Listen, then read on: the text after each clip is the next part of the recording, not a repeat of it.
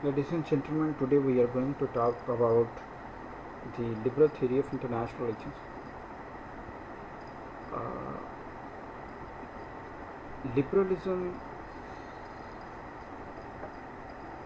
as a complex and rich tradition of thought, has existed since centuries. But it started to influence international relations just after the First World War. Rather, this was the first school of thought in international relations, which laid the very foundation of IR as a discipline. In Western political tradition, if we see Socrates and Plato, they were liberal scholars. During the age of medievalism, John Locke was a liberal scholar. Jean-Jacques Rousseau was a liberal scholar. Jeremy Bentham, J.S. Mill, and like other. These philosophers, they were liberal scholars. So as I already told you, liberalism as a rich and complex tradition of thought has existed since centuries. And it started to influence international relations just after the First World War. Before directly going to learn what are the basic assumptions of liberal theory of international relations and who were the main proponents of this theory, we have to go back into the background to find out what was the environment which gave the very birth of IR as a discipline, and how liberalism started to provide the theoretical foundation as a subject matter to the IR as a discipline to come up and get its foundation being established. After the First World War, ladies and gentlemen, millions of people were dead. Destruction and devastation were all aware. And the whole conscience of mankind was shaken, disturbed, distressed. After the Second World War, even during the First World War, different kind of philosophies started to emerge in the world. For instance, in Germany and Italy,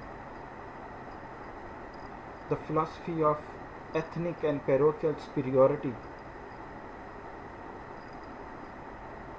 were existing. Another theory was like nihilism and nada, and the proponent of this theory used to believe that after looking at towards the devastation happening in this world, they were coming up with their idea that we are not the creation of God. God is not existing in the world. God is not loving to its creation, and if God is existing, God is not loving to its creation. And more specifically, they were of the opinion that God is not existing. Had there been God, God would have come to rescue us.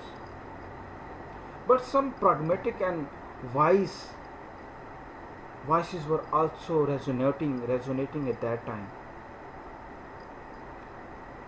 And those wise and pragmatic voices, they were trying to find out the causes of the very phenomena of war happening in this world. And they came up with their two questions. Why do states go to war with one another? Why do states go to war? And how to secure the future generation from the scourge of war. So the liberals, they were of the opinion that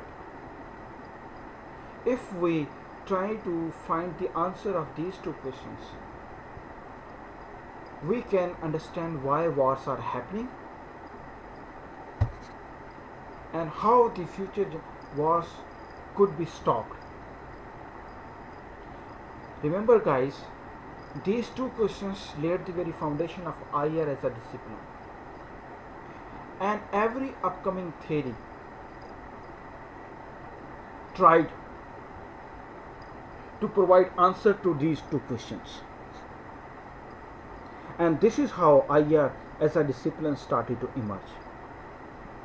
Before the First World War, IR as a discipline was not existing. International relations were being taught sometimes as a subject matter of philosophy, sometimes as a subject matter of sociology, law, philosophy, political theory, etc. It was not existing as a separate, distinct discipline in the world. So the liberals, they coined these two questions, and they tried to answer to these two questions. And they came up with their idea that human beings, they are rational beings and they are good by nature.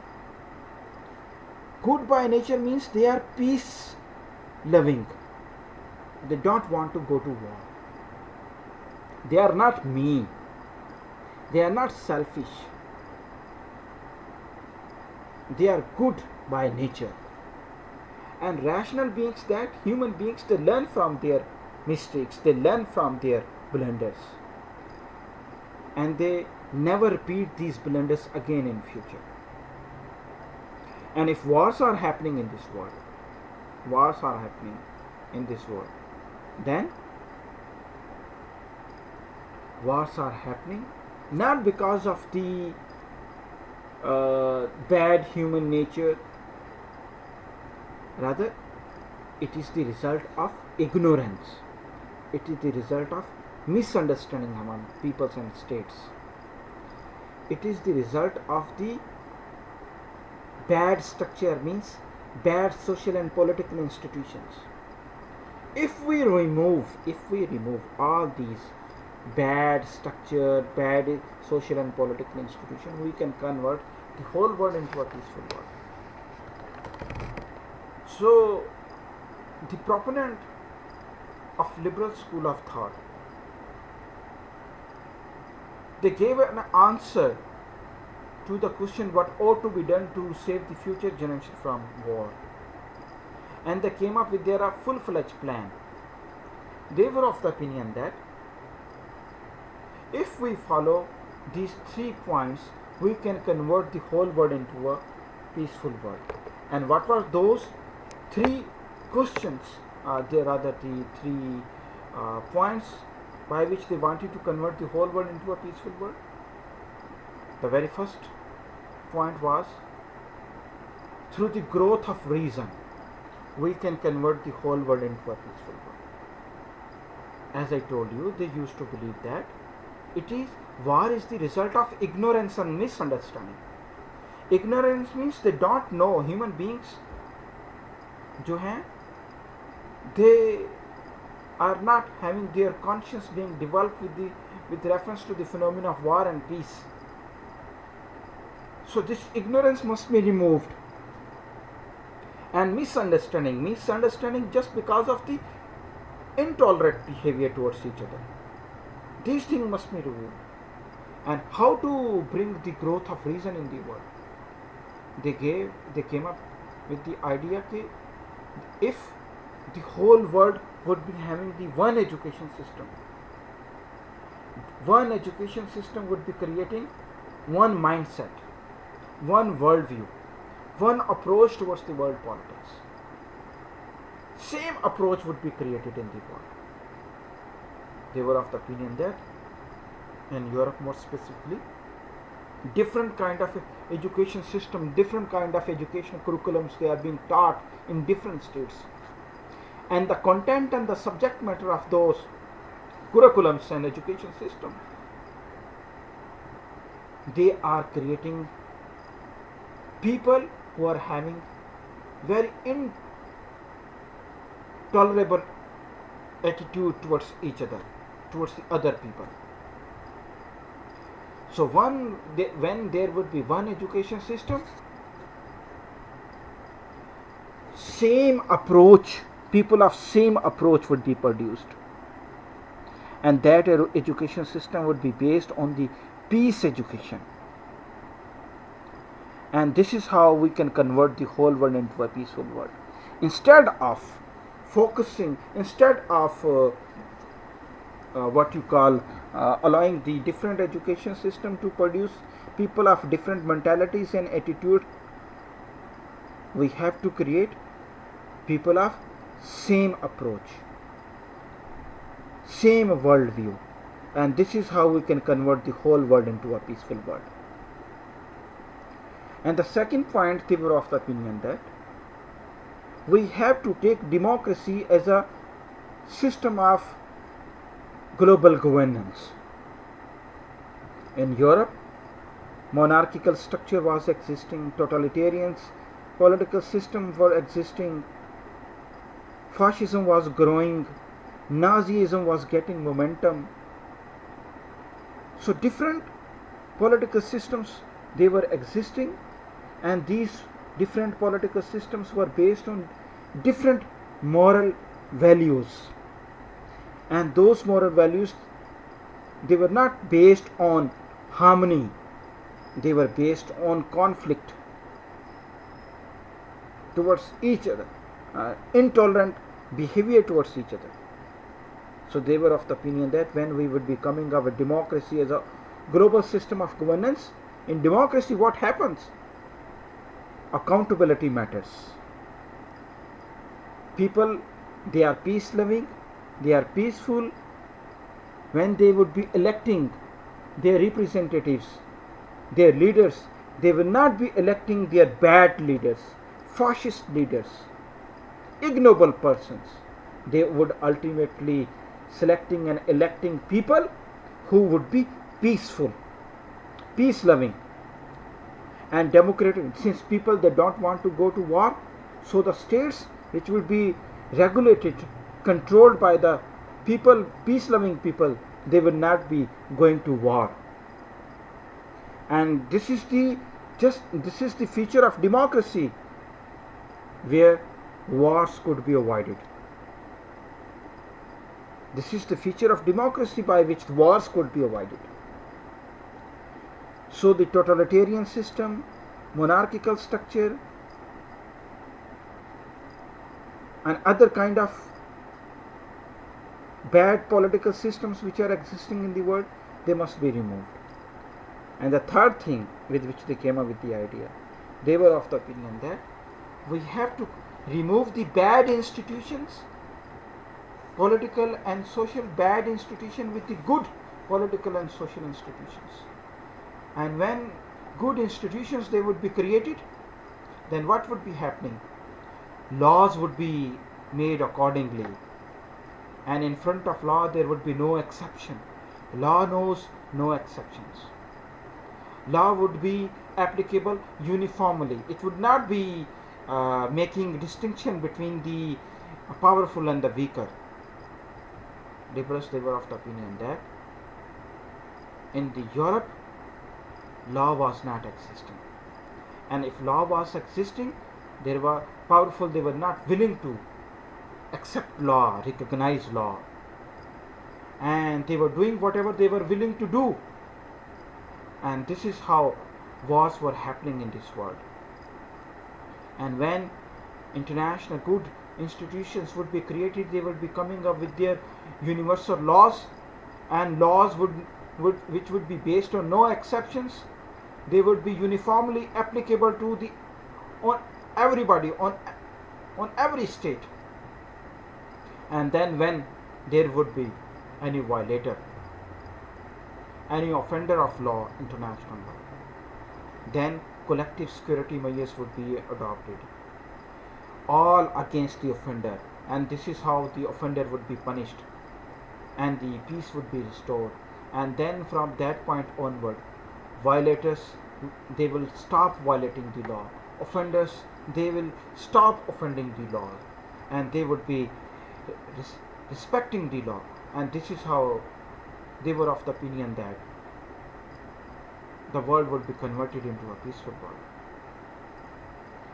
And if we dissect these three basic assumptions of liberalism, we find some small things, small assumptions within the umbrella assumptions, three assumptions of liberalism. Very first thing is, as we have already talked, human beings, they are good by nature. Good by nature means they are not selfish, they are not mean, obnoxious, ignoble. They are peaceful. So human beings, since they are peace loving, they are good, they share concern for others. Since food is the need of all human beings, water is the need of all human beings. Since human beings, they are not mean, they share their products with others. They believe on sharing is caring.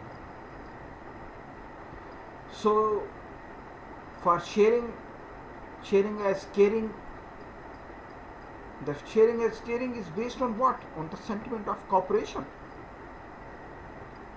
And cooperation is a positive element, positive sentiment. And liberals believe that since human beings, they are good by nature, they don't compete with each other in order to accumulate more and more wealth, in order to accumulate more and more resources. They are not mean, they are not wicked, they are not nasty, they are good. So instead of competing with each other, because they believe that human beings, they are good, they don't believe on competition, because they believe that competition is a bad sentiment, and competition usually results what? It results in war and conflict. Human beings, they are noble, they believe in cooperation, they believe on sharing, they have a concern for other human beings. When they show their concern, this is how cooperation results. And cooperation is based on what then? It is based on the harmony of interest. It is not based on the conflict of interest. So when they have a concern for other human beings, when human beings, they have concern for other human beings, and this thing is based on the harmony of interest. So liberals believe that through cooperation, it is possible to bring about greatest good for the greatest number of people, and the whole world, which would be based on cooperation, would be trying to fulfill the needs of the people rather than fulfilling the wants of the people. And when through the collective security measures, through the collective and multilateral efforts, human beings, they would be cooperating with each other, the whole world would be converted into a peaceful world. So ladies and gentlemen, these were the few assumptions of liberalism. Liberalism is a theory of international relations. And my next lecture would be based on the variation of liberalism. Till then, Allah Hafiz.